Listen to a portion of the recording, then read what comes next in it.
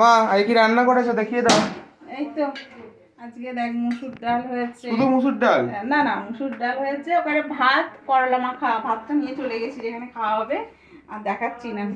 আর এখানে করেছি মাছের ঝাল হয়েছে বেগুন দিয়ে। আর এখানে আছে মাছ ভাজা, কুমড়ো ভাজা, ডালের সঙ্গে খাওয়ার জন্য একটু কুমড়ো ভাজা করেছি, আর মাছ ভাজাও আছে।